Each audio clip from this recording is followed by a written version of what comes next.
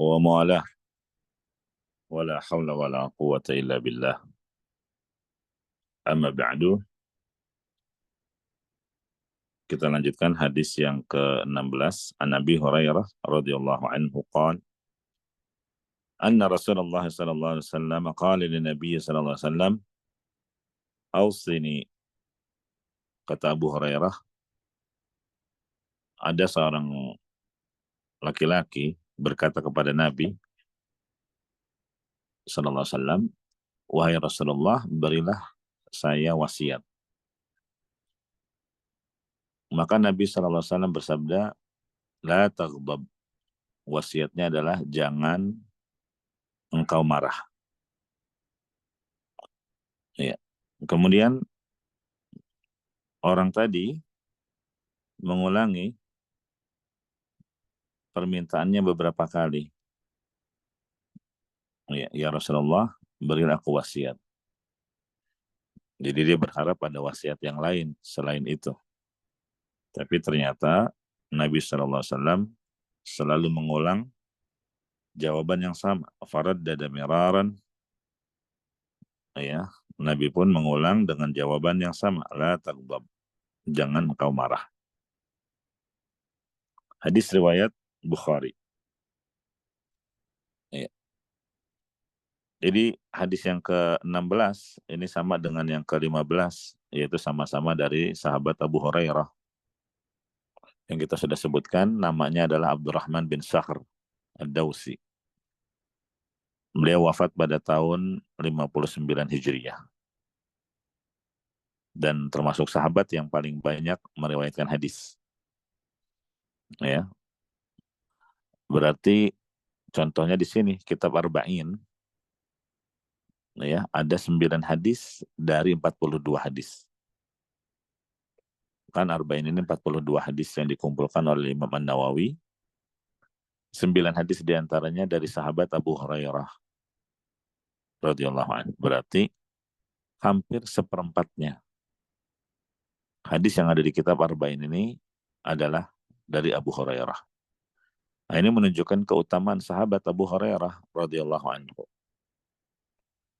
Yang pada pertemuan yang lalu kita sudah sampaikan bahwa memang Abu Hurairah ini termasuk yang belakangan masuk Islamnya. Iya, hanya 4 tahun menemani Rasulullah SAW di akhir hayat beliau. Tapi selama 4 tahun ini dia betul-betul menempel terus.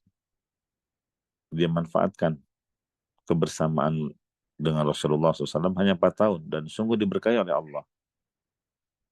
Ya, sehingga Abu Hurairah termasuk sahabat yang riwayatnya paling banyak. Iya, mungkin mencapai 5.300 sekian hadis. Nah, di hadis ini Abu Hurairah menceritakan ada seorang laki-laki yang berkata kepada Nabi, "Ausini, ya, berilah aku wasiat."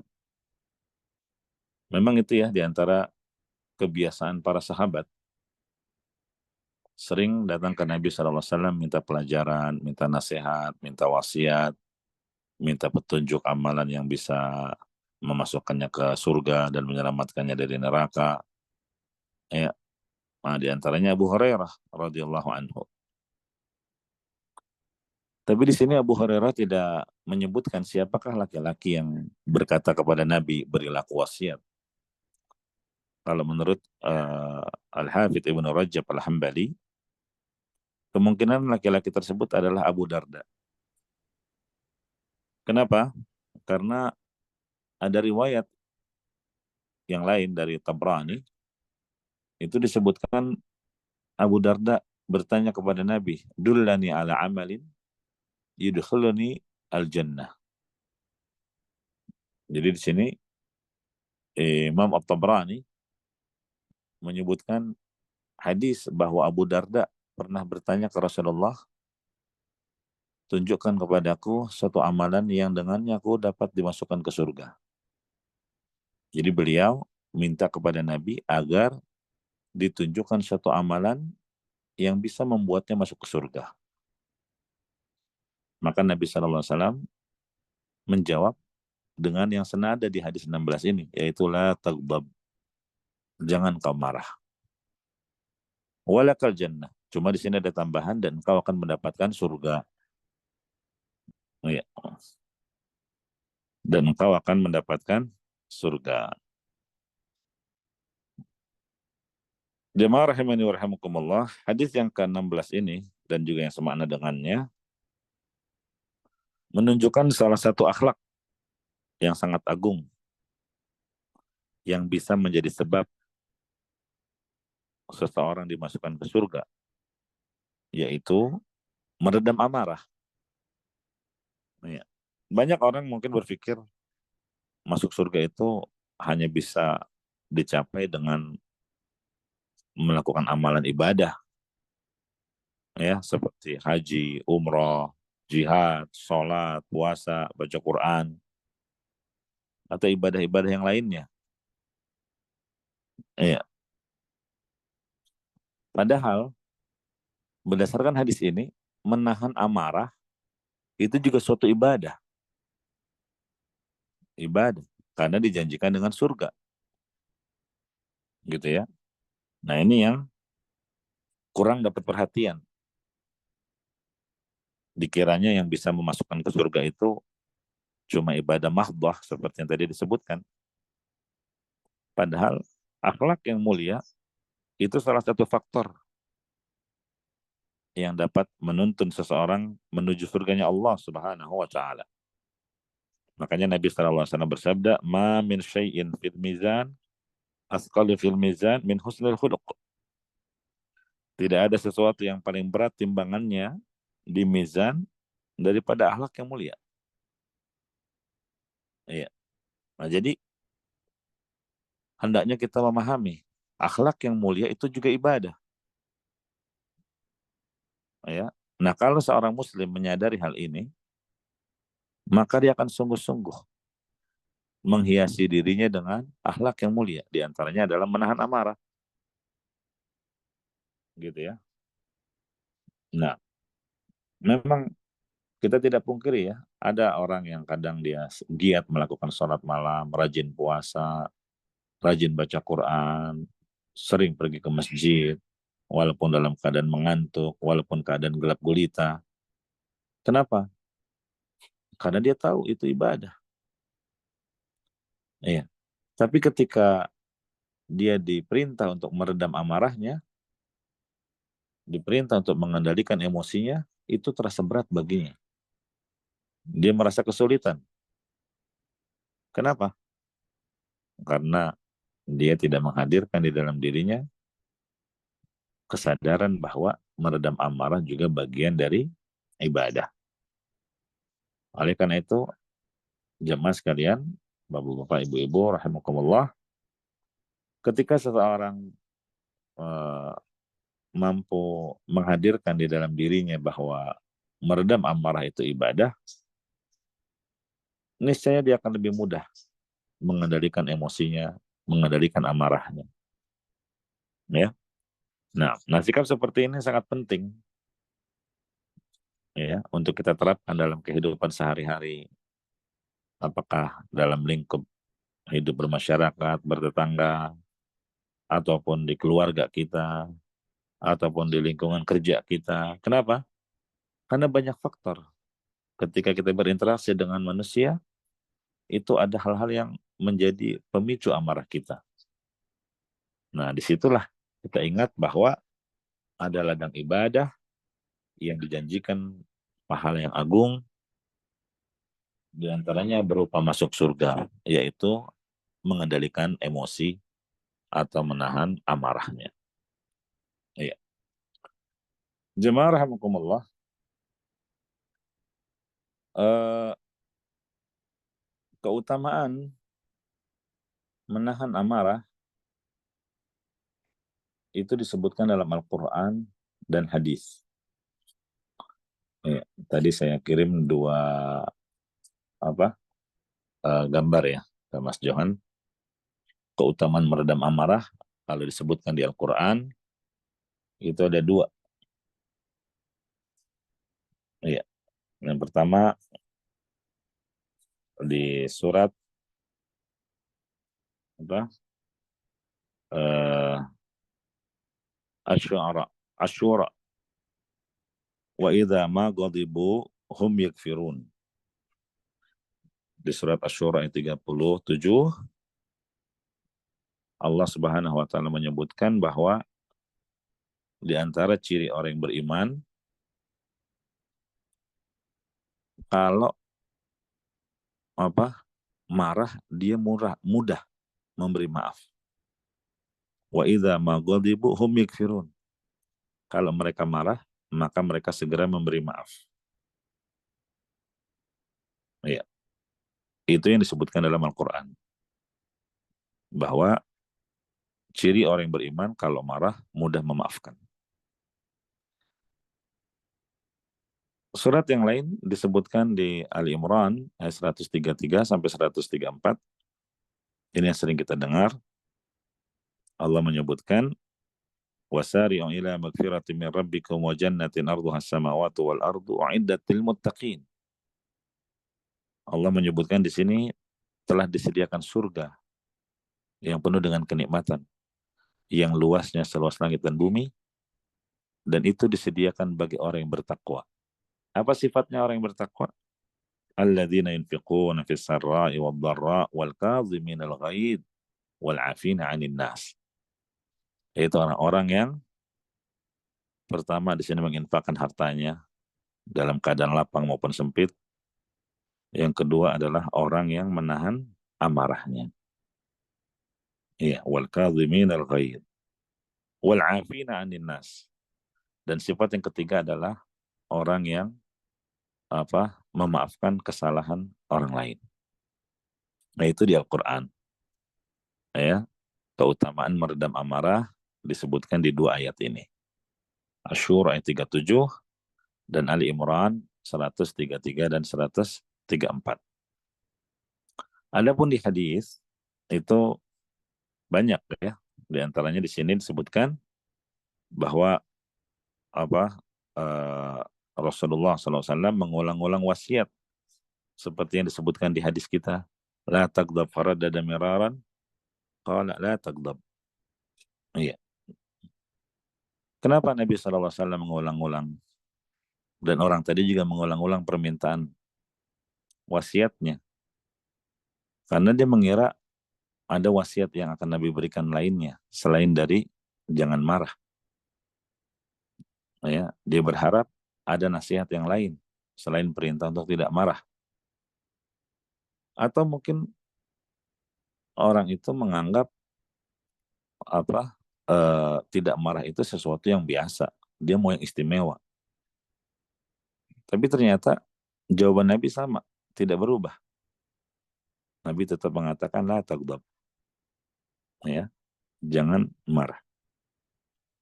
Kemudian setelah Nabi SAW memberi wasiat berulang-ulang supaya orang itu mengendalikan amarahnya, dia pun berpikir, fafakartu hina qala Nabi SAW maqal.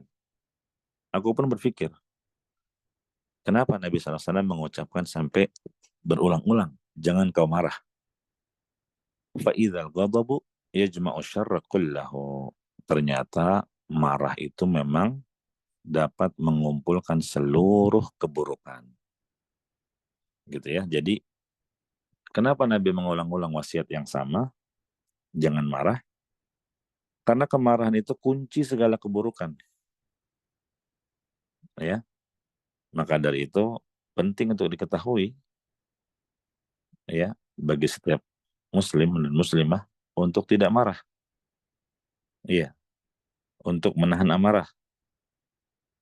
Karena ini perang yang sangat mulia, ini yang bisa memasukkan seseorang ke dalam surga dan menjauhkannya dari api neraka.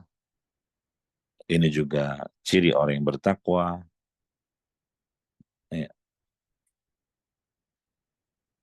Nah sebaliknya, kalau marah itu adalah kunci segala keburukan, maka menahan amarah sumber segala kebaikan.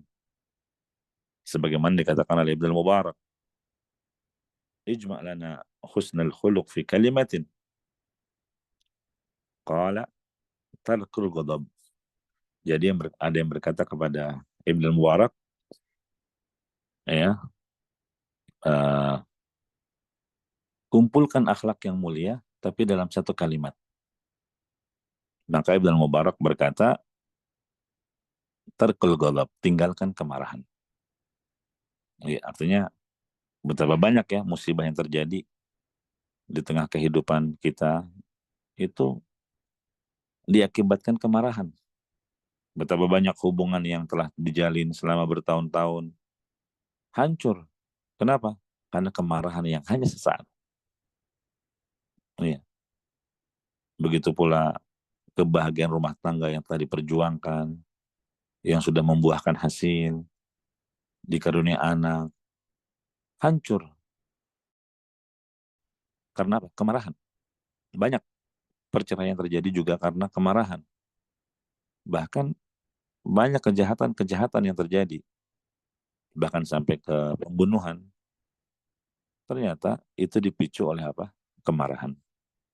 Maka wajar kalau kemudian di sini dikatakan bahwa al-ghadab yajma'u syarr kullahu. Ternyata marah itu dapat mengumpulkan seluruh keburukan. Berarti kebalikannya, menahan amarah adalah sumber segala kebaikan. Iya. Kemudian disebutkan dalam hadis yang lain tentang keutamaan menahan amarah, bahwa menahan amarah itu merupakan sebab masuk surga. Nah, ini yang tadi kita sudah singgung hadisnya, ya, dari beberapa orang sahabat, ya, termasuk tadi Abu Darda radhiyallahu anhu. Ya, para sahabat ada yang datang kepada Nabi minta petunjuk amalan yang bisa memasukkannya ke surga, tapi jangan banyak-banyak amalannya. Dan Nabi menjawab, la taghdab. Dikasih tahu amalan yang mudah. Jangan banyak-banyak kan, yaitu jangan marah. Tahan amarahmu, kendalikan emosimu. Nah, ini menunjukkan bahwa keutamaan meredam amarah itu bisa menjadi sebab seseorang masuk ke dalam surga. Oh, ya. Kemudian, di samping itu, menjadi sebab dijauhkan dari murka Allah. Berdasarkan hadis dari Abdullah bin Amr bin Al-As. Ya. Mada yuba'iduni min ghadabillah. Dia bertanya kepada Nabi SAW, apa yang dapat menjauhkanku dari murka Allah? Maka Nabi menjawab, la taghdab, jangan kau marah.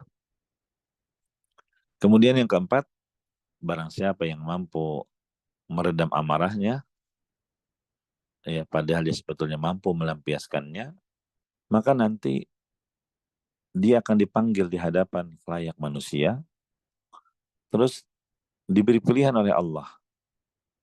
Iya, dia disuruh memilih bidadari yang ada di surga yang mana yang paling disukai. Iya.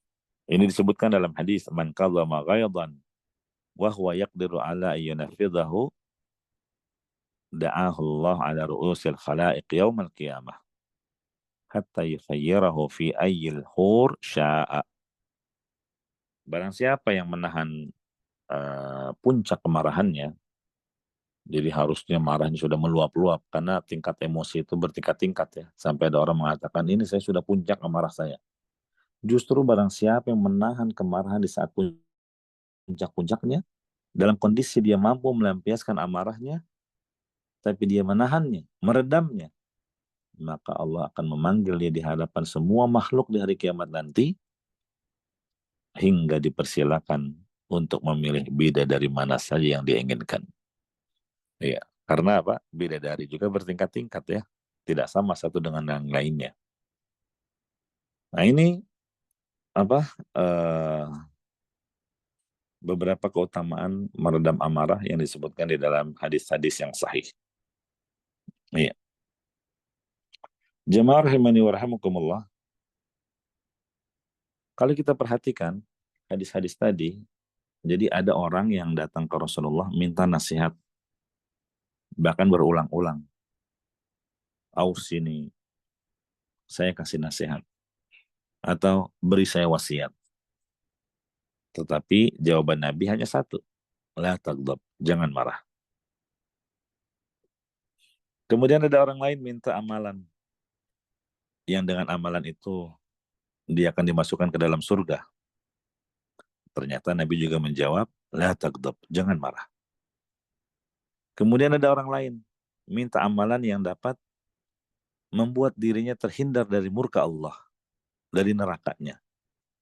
Nabi juga menjawab, jangan marah. Lihat, permintaan yang berbeda-beda, tapi jawabannya sama. Ini menunjukkan bahwa menahan amarah adalah perkara yang sangat spesial. Jangan dianggap remeh. Bukan perkara yang sepele. Ya. Nah, oleh karenanya, eh, sifat kemarahan ini mudah emosi, sangat berbahaya. Ada sebagian ulama salaf berkata tentang kemarahan, awal ghadabi jununun wa akhiruhu nadamun. Awal kemarahan adalah kegilaan dan ujung-ujungnya adalah penyesalan. Ya, jadi orang kalau marah itu kayak orang gila ya. Dan ujung-ujungnya apa? Nyesel dia. Iya. Nah, makanya kalau ada orang misalnya nampak berilmu, alim, atau orang yang dianggap bijak, tapi ternyata ketika dia marah, dia tidak mampu mengontrol dirinya. Iya, tampak darinya seperti orang gila yang kalau bicara nggak jelas, kalau bersikap muncul keanehan-keanehan, ya. Dan pada akhirnya, apa akhir dari kemarahannya? Berujung pada penyesalan. Waliyadzubillah. Kemudian jemaah rahimani wa rahimakumullah, di sini Nabi SAW bukan bermaksud untuk menghilangkan sifat marah yang ada pada diri kita. Karena itu mustahil ya. Marah itu tidak bisa dihindari sepenuhnya. Iya, pastilah sesekali marah terjadi. Karena itu tabiat sifat manusia. Sesuatu yang kita tidak bisa sepenuhnya mengontrol. Ya. Nah, terus apa yang dimaksud jangan marah? Ya. Maksudnya kalau marah kontrol. Boleh ya orang marah, tapi dikontrol. Ya. Lakukan kemarahanmu itu semata-mata karena Allah. Itu boleh. Misalnya sesekali marah kepada anak, kepada istri, kepada orang-orang yang di bawah tanggung jawab kita, itu boleh kalau tujuannya adalah untuk mendidik mereka. Dan justru itu sebagai bentuk kasih sayang kita kepada mereka. Ya, tapi ya tadi tetap harus mengontrol amarahnya. Iya. Kadang butuh ya seorang suami marah karena anaknya melakukan kesalahan, melakukan kemaksiatan. Begitu juga dengan istrinya. Boleh marah, harus marah, tapi dalam keadaan terkontrol. Jangan sampai tidak terkontrol. Ini bahaya. Kalau nggak terkontrol akhirnya apa? Kata-kata yang keluar dari mulutnya adalah ucapan yang apa? Ucapan yang tidak baik. Ya. Nah, marah dalam keadaan yang tidak terkontrol inilah yang nggak boleh. Ya. Nabi SAW, beliau pun orang yang pernah marah. Tapi Nabi marah bukan karena membela dirinya, tapi membela syariat Allah. Sebagaimana dikatakan oleh Aisyah radhiyallahu anha, man taqwa Rasulullah sallallahu alaihi wasallam li nafsi illa an tuntahak hurmatullah fayantaqima lillahi biha. Iya, tidaklah Rasulullah itu marah terhadap sesuatu karena untuk membela dirinya. Tidak. Iya, melainkan beliau itu marah kalau melihat apa? Larangan Allah dilanggar. maka beliau akan marah. Ini seperti yang disebutkan dalam beberapa hadis, di antaranya dari Ibnu Mas'ud radhiyallahu anhu, ada seorang laki-laki datang kepada Nabi, terus dia bilang, "Inni la atakhar an salatil ghadat." Sungguh aku betul-betul tidak ikut salat subuh berjamaah. Iya. Kenapa? Karena si fulan yang memanjangkan bacaannya ketika dia menjadi imam. Lihat, Nabi dengar laporan ada orang nggak ikut salat subuh berjamaah gara-gara imam yang terlalu panjang membaca bacaan. Fama ra'aitu Rasulullah qad asyadda ghadaban fi mau'izatin minhu yauma idzin. Kata Ibnu Mas'ud, aku tidak pernah melihat Rasulullah sangat marah dalam menyampaikan nasihatnya, melebihi marahnya beliau di hari itu. Ya. Sama seperti ketika menegur Muaz bin Jabal, afatanun anta ya Muaz? Karena imam waktu itu Muaz menjadi imam terlalu memanjangkan bacaan, ya, Nabi marah kepadanya. Ya. Tapi ya beliau masih bisa mengontrolnya, dan kemarahannya itu dilakukan karena Allah Subhanahu wa taala. Ya. Nah, jadi jamaah rahimani warhamukumullah, eh, tidak betul ya kalau dibilang Rasulullah nggak marah sama sekali. Memang ada persaksian dari Anas bin Malik. Anas bin Malik itu kan sahabat yang berkhidmat menjadi pelayan Rasulullah Sallallahu Alaihi Wasallam. 10 tahun beliau menjadi pelayan Nabi. Tapi kata Anas, Nabi nggak pernah mengatakan atau hardikan, nggak pernah memukul dengan tangan, nggak pernah protes terhadap apa yang dilakukan oleh Anas. Tidak pernah menegur, kenapa kamu begini, kenapa kamu tidak begini. Ini persaksian Anas selama 10 tahun. Masya Allah. Ya, itu asalnya. Tapi kadang ada hal-hal yang memicu Nabi marah. Cuma beliau mengontrolnya. Misal, Nabi diuji dengan kemarahan. Ada orang, disebutkan dalam hadis Abu Sa'id Al-Khudri, ya, ada hal-hal yang memicu Nabi marah, tapi tidak keluar kata-kata yang buruk dari beliau. Beliau tidak mencaci maki, beliau tidak memukul, ya. Hanya terlihat dari ekspresi di wajah beliau. Kana Nabi sallallahu alaihi wasallam asyadda haya'an min al-adhra fi hidriha. Kata Abu Sa'id Al-Khudri, Nabi Muhammad itu lebih pemalu daripada gadis yang dipingit. Fa'idha ra'a syai'an yakrahuhu, tapi kalau beliau melihat sesuatu yang tidak beliau sukai, arafnahu fi wajhihi, kami bisa melihat dari ekspresi wajah beliau. Nah, jadi Nabi SAW ketika diuji dengan kemarahan, beliau kontrol. Beliau tidak mengeluarkan kata-kata yang buruk, beliau tidak beraksi dengan aksi-aksi yang tidak baik. Hanya terlihatnya dari perubahan di wajah beliau. Itu caranya menahan marah. Ya. Nah, kemudian jamaah rahimani wa rahimakumullah, pada dasarnya kita itu bisa mengubah akhlak yang buruk yang ada pada diri kita menjadi lebih baik. Misal ada akhlak atau perilaku atau sifat atau watak pada seseorang pemarah. Ya, itu bisa diubah. Nggak betul kalau ada yang bilang, itu mah udah wataknya. Susah sampai mati juga nggak akan berubah. Emang begitu, pemarah dia. Kita katakan bisa kalau dia mau berusaha. Akhlak buruk yang ada pada seseorang itu bisa diubah, bisa diupayakan. Iya. Buktinya apa? Lo Nabi SAW mengajarkan doa Allahumma ahsan takhalqi fa ahsin khuluqi. Banyak doa ini. Ya Allah, sebagaimana engkau telah membaguskan bentuk penciptaanku, ya, maka baguskanlah akhlakku. Jadi memohon kepada Allah supaya akhlak kita diperbagus, diperbaiki, diubah. Ya. Begitu juga doa Nabi SAW, Allahumma hadini li ahsanil akhlaq, la yahdi li ahsaniha illa ant.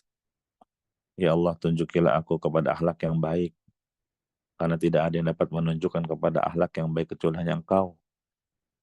Wasrif anni sayyi'aha, hindarkan dariku akhlak yang buruk. La yasrifu anni sayyi'aha illa anta, karena tidak ada yang dapat menghindarkan aku dari akhlak yang buruk kecuali hanya Engkau. Dan juga hadis Nabi SAW, ana za'imun bi baitin apa fi alal jannah, aku menjamin rumah di surga yang paling atas bagi siapa? Liman hassana khuluqahu, bagi orang yang mau memperbagus akhlaknya. Ini kan dalil-dalil bahwa akhlak watak buruk yang ada pada seseorang bisa diubah. Ya, makanya ketika seseorang menyadari dia punya sifat yang mudah marah, berusahalah untuk memperbaikinya. Dan ingat janji-janji hadis tadi, keutamaan-keutamaannya. Sampai Nabi menjamin rumah istana di surga yang paling tinggi kalau dia mau memperbagus akhlaknya, membuang akhlak buruk, dan dia hiasi dirinya dengan akhlak yang mulia. Jadi pada dasarnya setiap orang itu mampu untuk mengubah akhlak buruk yang ada pada dirinya. Jadi jemaah sekalian rahimakumullah, eh, ketahuilah bahwa akhlak itu ada dua. Yang pertama itu yang disebut dengan apa bawaan lahir ya, yang memang sudah dia miliki dari asalnya, tabi'i. Iya. Tapi ada jenis yang kedua, akhlak yang diperoleh dengan hasil usaha. Iya, hasil usaha. Nah, makanya kata Nabi SAW, man yatasabbar yusabirhullah. Siapa yang mau berusaha untuk melatih dirinya menjadi penyabar, yusabbirhullah, Allah akan jadikan dia orang yang penyabar. Nah, kemudian jamaah rahimani wa rahimakumullah, adapun makna hadis di sinilah tagdab, ya, jangan marah, ada dua pengertian. Ya, silakan ditampilkan juga, ya. Jadi bukan berarti hadis ini harus menghilangkan sifat marah dari diri kita secara total. Ini mustahil. Nah, terus apa maksudnya? Jangan marah, ada dua pengertian. Pengertian yang pertama, hindari sebab-sebab yang bisa menimbulkan amarah. Gitu ya. Menghindar tempat-tempat, kondisi, lingkungan yang bisa menimbulkan amarah kita, menimbulkan pertengkaran kita, keributan kita. Hindari itu. Iya. Kemudian ada beberapa hal, akhlak-akhlak yang bisa membantu seseorang untuk tidak mudah marah. Yang pertama adalah berusaha menjadi orang yang apa eh, dermawan. Ya, dermawan kalau lawannya pelit. Ya. Jadi kalau ada orang emosian, itu biasanya orangnya pelit. Beda dengan orang yang dermawan. Ya, dada orang yang dermawan itu lapang. Beda dengan dada orang yang sempit, itu terasa sempit. Dada orang yang pelit itu sempit. Ya. Makanya orang yang suka berinfak itu dadanya akan semakin lapang, tidak mudah marah, dadanya akan semakin kuat ketika dia menghadapi berbagai permasalahan.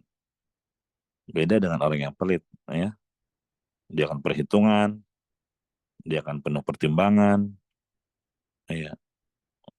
Kemudian yang berikutnya di antara akhlak yang dapat membantu seseorang untuk tidak mudah marah adalah tawadhu. Iya, tawadhu. Lawannya sombong. Kebanyakan orang yang suka marah itu karena di dalam hatinya memiliki sifat kesombongan, angkuh. Biasanya muncul dari atasan ke bawahan, dari majikan ke pembantu, ya kan? Nah, jadi biasanya itu atasan marah kepada bawahannya. Kenapa? Karena menganggap bawahannya itu lebih rendah. Dia mudah untuk marah. Ya. Begitu juga orang yang punya gelar yang tinggi atau kedudukan yang tinggi, itu ada potensi untuk sombong. Ya. Nah, kalau sudah terjangkit sifat sombong, pada akhirnya dia akan menjadi orang yang mudah marah. Ya.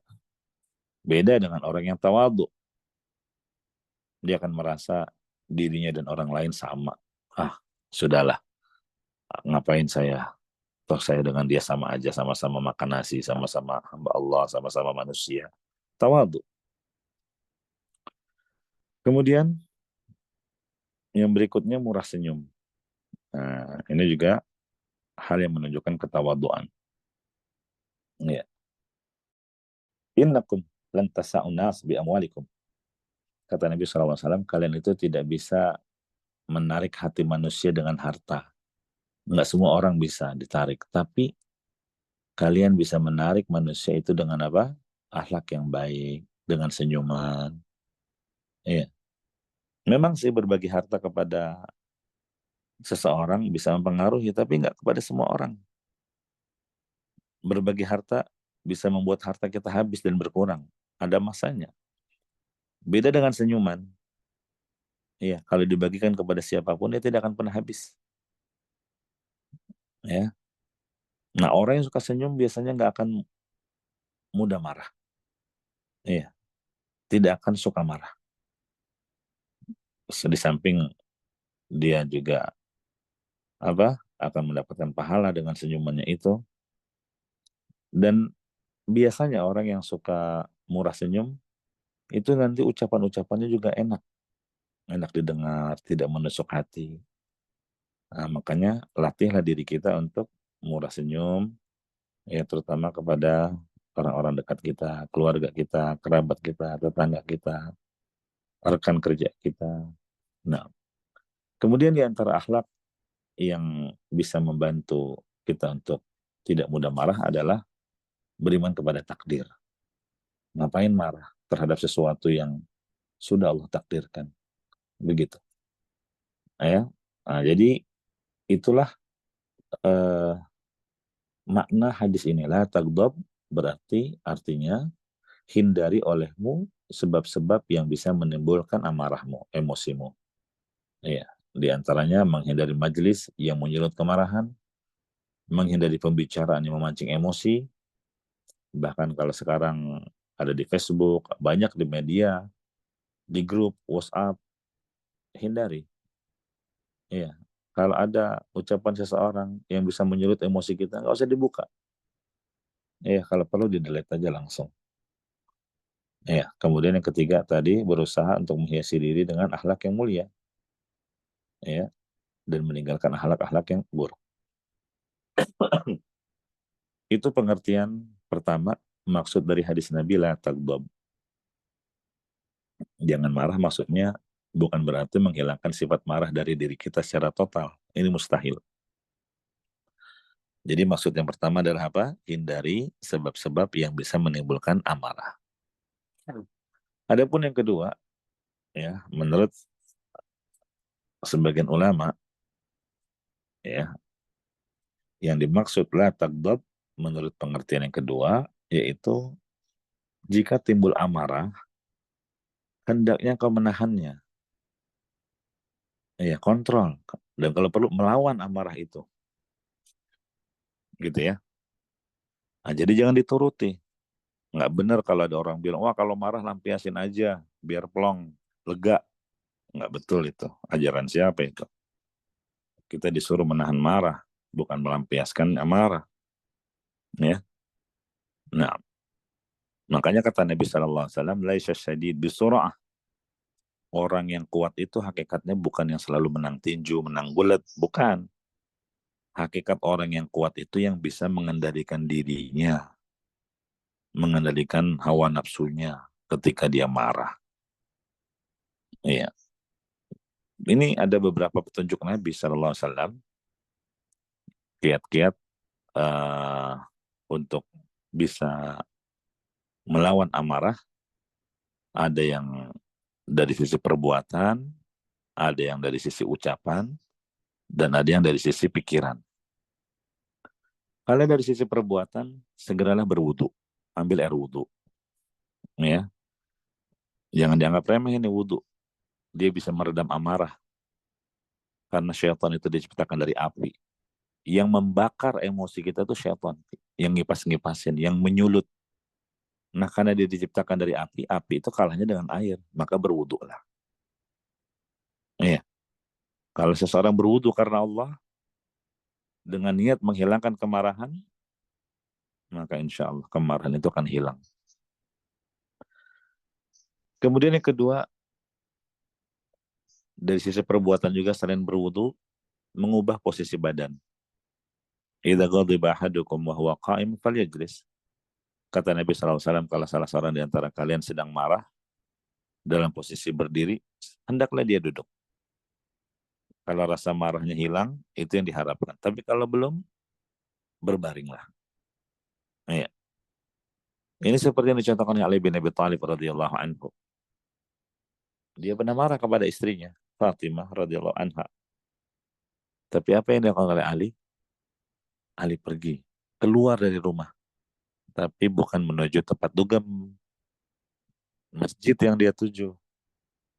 Terus dia berbaring sampai tidur di masjid. Dalam rangka apa itu? Menghindari amarah kepada istrinya. Gitu ya. Nah, itu ditinjau dari sisi perbuatan. Ya. Adapun kalau dari sisi perkataan, ta'awuzlah, a'udzubillahi minasyaitonirrajim.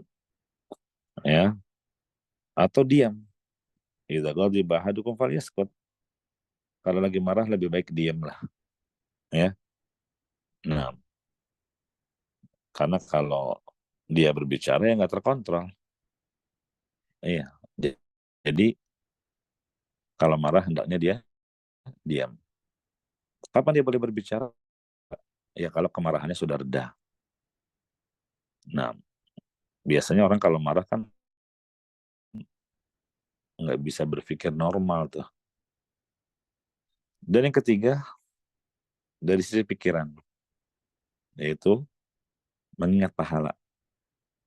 Ingat kalau lagi marah ada ladang pahala. Seperti yang tadi kita sudah sebutkan. Ya, ingat keutamaan-keutamaan menahan amarah. Ini akan sangat membantu dia meredam amarahnya. Ya. Nah, jadi ingat meredam amarah itu ibadah. Sebagaimana yang Nabi wasiatkan di dalam hadis ini. Nah, itulah beberapa poin yang bisa kita bahas pada kesempatan pertemuan kali ini terkait dengan hadis yang ke-16 dari kitab Arba'in. La taghdab. Kata Nabi SAW, jangan kau marah, dengan dua pengertian yang tadi sudah dijelaskan. Wallahu a'lam bishawab. Silakan Mas Jahan. Kalau ada pertanyaan atau Ana serahkan ke antum kembali. Barakallahu fiik. Alhamdulillah, warahmatullahi wabarakatuh.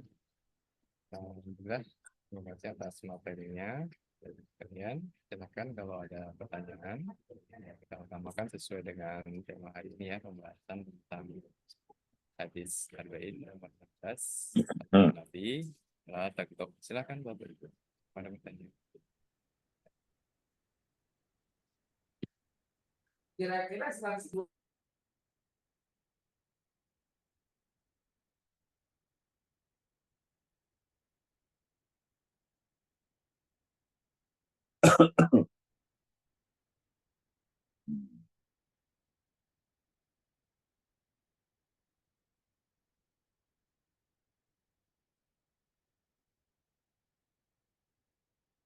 Silakan Bang Rizal, ada pertanyaan? Iya, silakan. Bisa. Siap, Kang Jo. Benar, Pak Johan? Ya, bisa didengar. Bagus. Ya, Assalamualaikum Ustadz. Ya Ustadz, mungkin terkait dengan Waalaikumsalam. tema marah ini memang eh, ilmunya mungkin kadang-kadang di kehidupan kita sebagai mungkin manusia Ustadz ya, yaitu kita yang diberikan amarah gitu ya, sifat amarah. Dan mungkin ini Ustadz, mungkin terkait dengan bagaimana mungkin amarah kepada misalnya anak gitu ya Ustadz ya. Nah ini seperti apa Ustadz? Apakah jadi marah yang dibolehkan itu sebagaimana sih Ustadz? Jazakallah khair Ustadz. Oh, iya. Barakallahu fiik. Tadi kita sudah singgung bahwa maksud hadis ini bukan berarti kita harus menghilangkan sifat marah dari diri kita. Itu mustahil. Ya, karena marah tidak bisa dihindari sepenuhnya. Iya. Nah, sekarang bagaimana marah yang dibolehkan? Tadi, kalau dalam rangka mendidik, ya, seperti seorang ayah marah kepada anaknya, tapi itu pun dengan mengontrol. Kita marah bukan ingin mencelakakan dia, tapi ingin membuat dia menjadi lebih baik, bukan melukai, mencederai, apalagi sampai menghilangkan nyawanya, bukan. Banyak orang yang kebablasan marahnya. Jadi tujuannya adalah untuk mendidik dan sebagai bentuk tanggung jawab sebagai kepala keluarga, sebagai kepala rumah tangga, sebagai seorang ayah, sebagai seorang suami. Iya, tapi tetap harus mengontrol amarah. Begitu juga marah dalam rangka membela syariat. Sebagaimana tadi hadis Aisyah radhiyallahu anha, Nabi itu nggak pernah marah kalau untuk urusan pribadi. Kapan Nabi marah? Kalau dilanggarnya batasan syariat. Ini kecemburuan terhadap agama. Iya. Nah ini marahnya terpuji. Justru kalau nggak marah itu tanda lemahnya keimanan.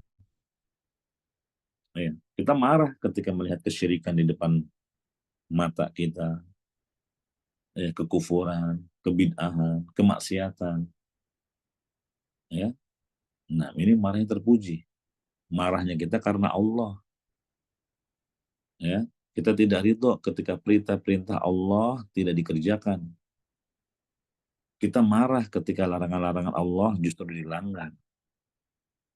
Makanya kan ada hadis yang disebut dengan kepala rumah tangga dayus. Itu karena nggak marah. Kemungkaran terjadi di hadapan mata dia. Padahal dia bisa marah. Iya. Nah itu bahaya. Ya. Nah itu yang dimaksud marah yang terpuji. Kalau dalam rangka membela syariat agama Allah, kalau dalam rangka mendidik, kalau dalam rangka bentuk kasih sayang kita, tanggung jawab kita, itu pun marahnya tetap harus mengontrol amarahnya. Demikian, wallahu a'lam.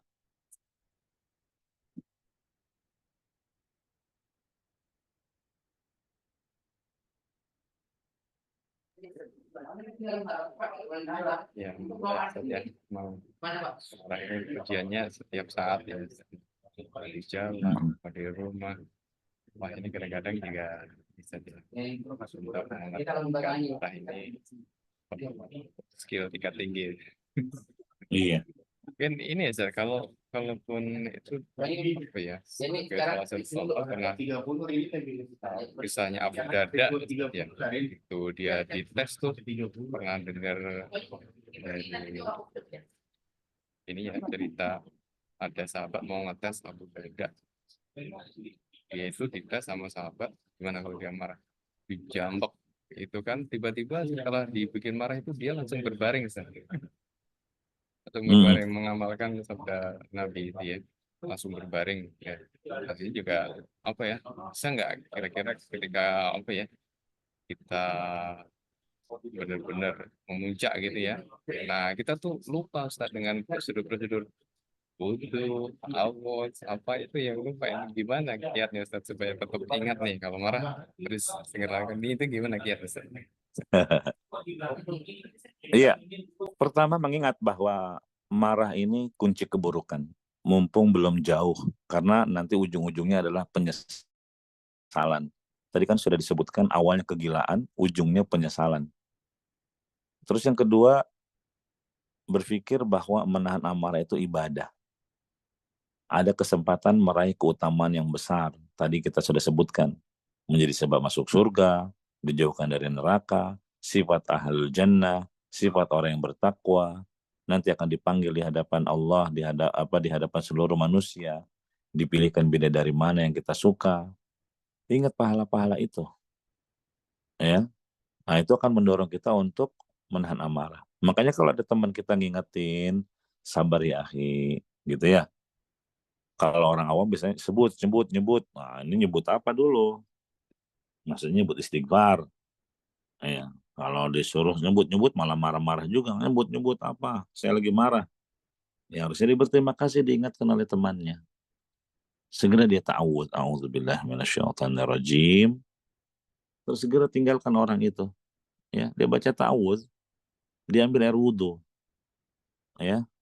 Setelah itu sholat juga boleh. Sholat sunnah wudhu. Iya. Kalau tadi punya berdiri, lebih baik duduk. Kenapa? Karena posisi duduk lebih jauh dari menyakiti orang. Kalau posisi berdiri kan tangan siap memukul, kaki siap nendang, dekat. Tapi kalau duduk lebih jauh, kita harus bangkit dulu.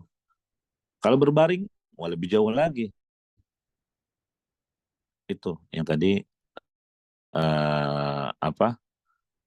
upaya-upaya dari kita menahan emosi manakala memuncak. Ya, jadi butuh saling nasihat menasihati dalam hal ini. Dan kalau diingatkan oleh orang-orang di sekitar kita untuk tidak marah, untuk beristighfar, untuk menyebut, kita berterima kasih kepadanya. Karena memang ini bukan perkara yang ringan. Ya, di saat kondisi memuncak, itu kipas-kipasnya syaitan sangat kencang itu.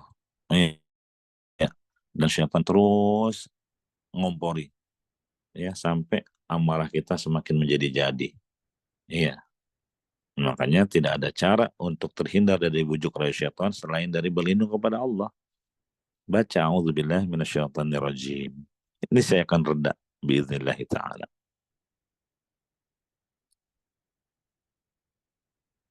Ya Ustaz, jazakallah khair atas penjelasannya. Silakan Bapak Ibu.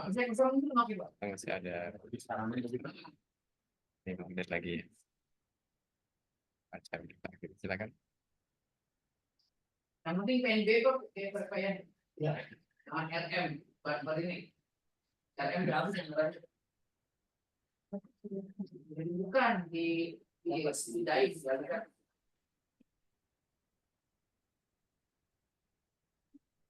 Sudah, tidak ada lagi. Izin Ustadz mau nanya. Iya, silakan. Misalnya ini ya kan kita itu lagi marah sama teman atau sama pasangan gitu Ustadz. Terus kan kita dianjurkan untuk berusaha diam dan menjaga lisan.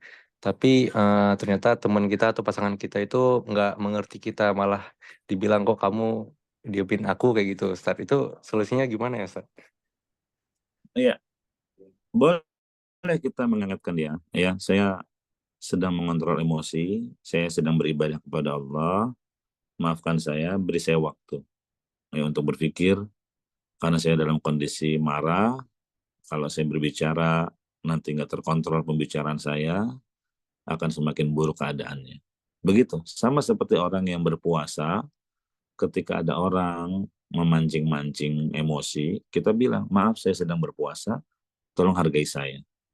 Ya, begitu juga ketika kita memilih diam, bukan berarti kita pengecut, bukan berarti kita merasa orang itulah yang benar atau tidak mau membela kebenaran, tidak. Ya, tapi kita sedang menunda. Ya, saat yang tepat untuk menyampaikan kalimat pembelaan atau yang semisalnya. Gitu ya. Nah, jadi marah itu boleh, tapi di tempat dan saat yang tepat. Begitu. Wallahu a'lam. Siap, terima kasih Ustadz. Iya.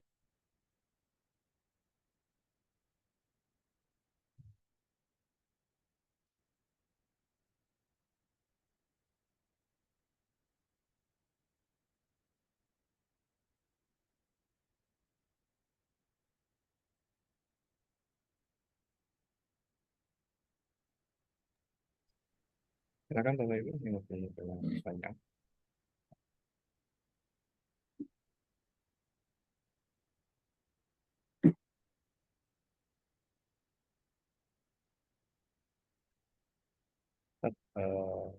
Kalau kita memarahi misalnya anak itu ya Ustaz ya, ada nggak yang kita tuh marah, tapi kan level marahnya itu mungkin tidak wujudkan dalam mengeluarkan suara yang keras, tidak menjelang, tetap marahnya tetap sambil senyum, tetap peluk buat anak. Kira-kira gimana Ustaz tipsnya kalau Apa kurang supaya jelas suaranya tadi? Maaf. Halo, sudah masuk? Iya, silakan. Ya, misalnya kita supaya tahu bahwasanya misalnya ke anak-anak ini Ustaz nih, ke anak itu supaya tahu kita sedang marah, tapi marah kita itu marahnya yang elegan gitu loh. Jadi kan kita tetap bisa mengendalikan marah, tapi anak itu tahu kalau kita tuh nggak suka, kita tuh marah, tapi cuma kita tuh nggak teriak-teriak, tidak apa ya, tetap ini gitu. Gimana Ustaz? Kita mau menunjukkan sikap marah kita, anak kita tahu, tapi tidak tercela gitu, bisa nggak Ustaz? Itu seperti yang tadi saya sebutkan dalam hadis Abu Sa'id Al-Khudri, kan Anas bin Malik menyebutkan selama 10 tahun nggak pernah mendapati Rasulullah memarahi dia. Iya. Tapi di hadis yang lain, Abu Sa'id Al-Khudri berkata, apa? Fa'idha ra'asyai'an yakrahuhu arafnahu fi wajhihi. Jadi kami bisa mengenali Rasulullah sedang marah itu dari apa? Raut wajahnya. Begitu. Begitu juga istri-istrinya Nabi begitu. Ya. Kelihatan kan ekspresi wajah orang lagi senang, lagi marah. Nah, begitu. Ya, jadi boleh kita menampakkan wajah cemberut atau perubahan di ekspresi wajah kita yang ketika orang melihatnya dia langsung paham bahwa kita sedang marah, tidak menyukai orang tersebut. Begitu. Itu marah dengan sikap. Ya. Kalau dipandang dengan sikap sudah mencukupi, nggak perlu lagi dengan kata-kata, apalagi tindakan. Jadi bertahap ya. Kalau dengan sikap ternyata nggak ada perubahan, nggak peka juga, ya boleh kita tambah dengan kata-kata. Iya. Sesekali juga dengan apa ancaman itu dibolehkan. Jadi dilihat mana yang sudah mendatangkan maslahat, kita cukupkan sampai di situ. Ya, jangan sampai berlebihan dari kadar yang dibutuhkan. Demikian. Allah a'lam. Ya Ustaz, kalau kita satu jam ini sesi konferensi ini kali silakan untuk Ustaz dengan kalimat kegiatan tafadhol Ustaz. Baik, jazakumullah khairan. Alhamdulillah satu hadis bisa kita bahas pada siang hari ini tentang hadis la taghdab, jangan kau marah. Ya, semoga kita termasuk orang-orang yang bisa menahan amarah ya dan menjauhi tempat-tempat yang bisa memicu amarah kita. Sehingga kita bisa menjadi orang-orang yang mendapatkan keutamaan yang disebutkan di dalam ayat Al-Quran dan hadis-hadis yang tadi kita bahas. Wabillahi taufiq, subhanakallahumma bihamdika, asyhadu an la ilaha illa anta, astaghfiruka wa atubu ilaik, walhamdulillahi rabbil alamin, wassalamualaikum warahmatullahi wabarakatuh.